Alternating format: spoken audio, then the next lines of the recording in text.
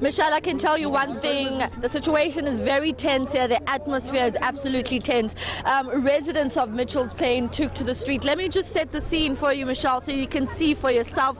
As you can see, the roads are very clear that there's been protests overnight, like you mentioned, buildings and vehicles that were set alight.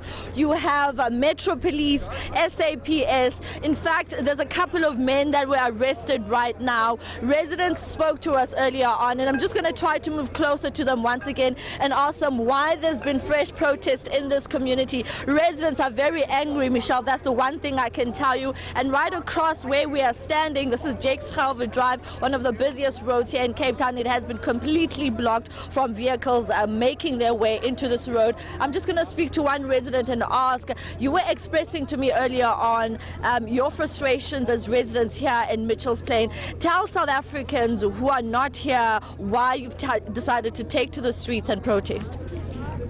Hi. This is a protest action on private property.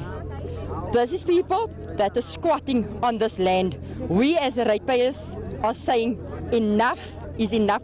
We've been out here since 10 o'clock last night. All of us, we couldn't get to work today. We are losing our money. We are losing a day's money. For what? Where are the councillors? They need to be here. Mr.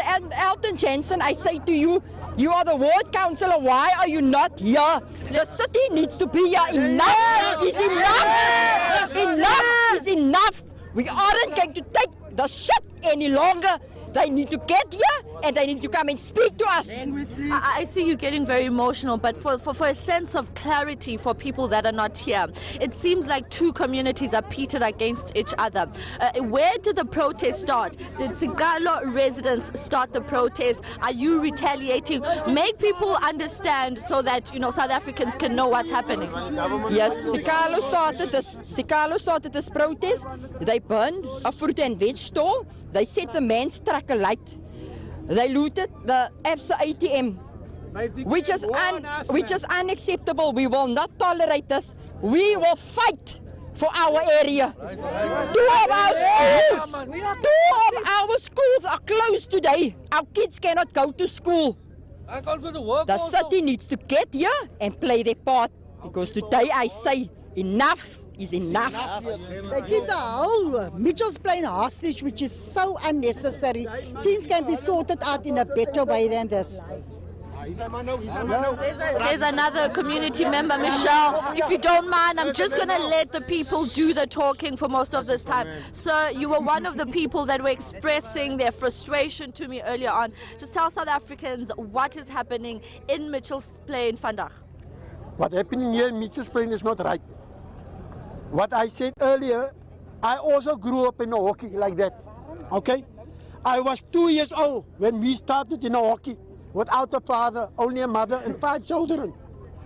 We didn't go stand in a road and throw stones because we were living in a hockey. There was also no lights. We had to burn candles on oil stove. I can tell you, you know what was our heater? I used to put it on a burner, a brick. And once I cool off, then I wrap it in a piece of cloth and we put it in a bed. That's how I grew up.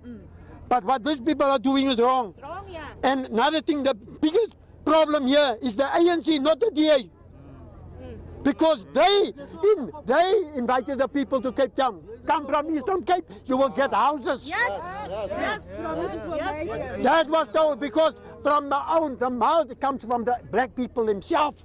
What they have told them those years. We're not racist. We're not racist. Not racist yet.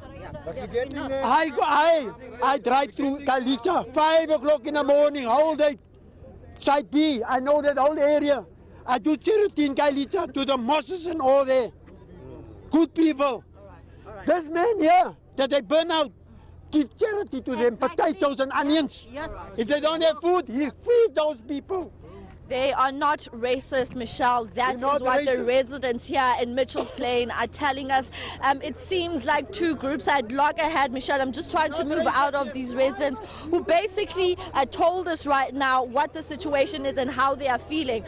Michelle, right across Mitchell's Plain where these people live is an informal settlement that they're talking about. Police are standing by in front of this informal settlement. According to what the residents are saying, they are telling us that Sikalo residents started to protest over service delivery. And obviously when protests of this nature take place, Michelle, residents end up setting buildings alight and vehicles alight. And now these group of residents from Mitchell's Plain saying they cannot take these scenes any longer. They cannot live in an environment where there's so much destruction as a result of the non-delivery of services. So they do not want to be pitted against each other, but this is basically what's happening, Michelle. Colored residents and black residents right across pitted against each other at loggerheads over a simple thing called service delivery.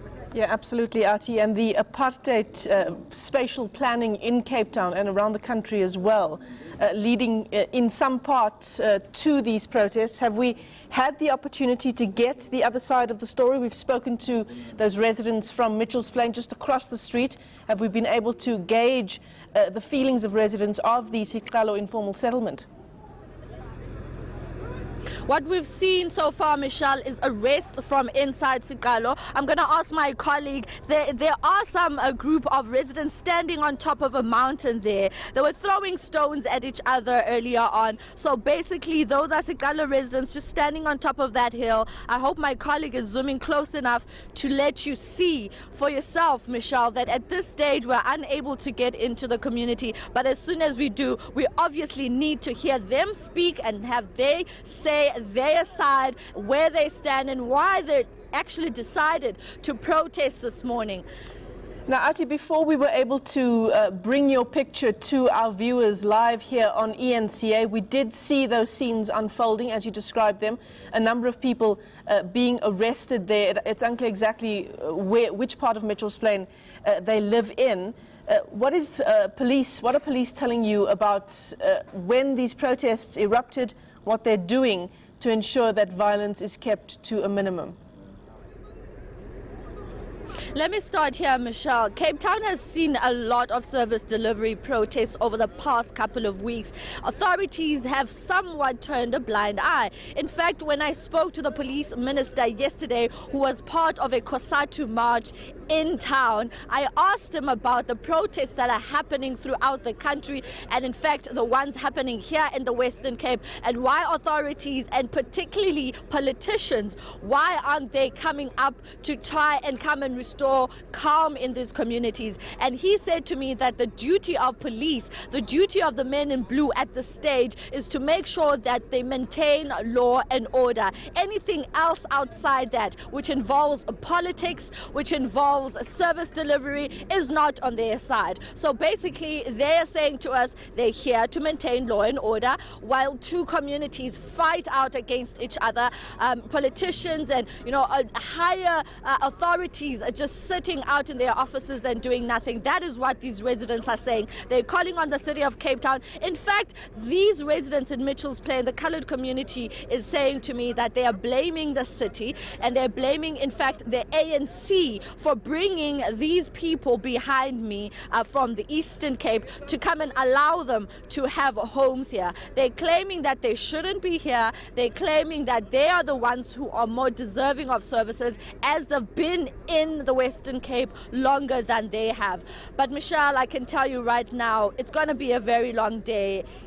Police are out in their numbers, residents are out in their numbers, and we'll be here to monitor the situation as it unfolds. This us and them situation as we see it unfolding in so many protests around the country, Artie. The city of Cape Town, for its part, have you been able to get in touch with them, and what are they saying? We're yet to receive word from authorities, Michelle. For instance, like I said to you, these residents here saying to me that they are calling on their ward councillors to come and address them. So we're yet to see those faces from any political party. We're yet to see any faces from a higher government position to come and speak to the residents here that are basically setting tires alight and preventing any form of production from happening in and around this community. Well, before we leave your picture, Artie, perhaps your cameraman there can just give us a sense of the broader picture behind you and the scene as it looks as we're speaking to you now.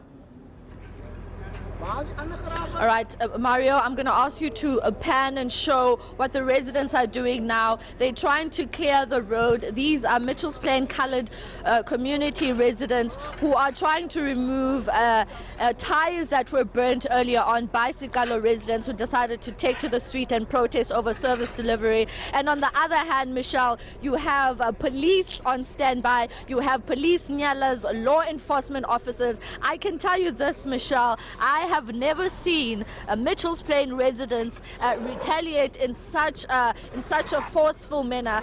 This speaks to how much they have, set behind and watch services go to other communities while they wait out. They said to me they are ratepayers and they cannot in fact take, the destruction of property happening in front of them.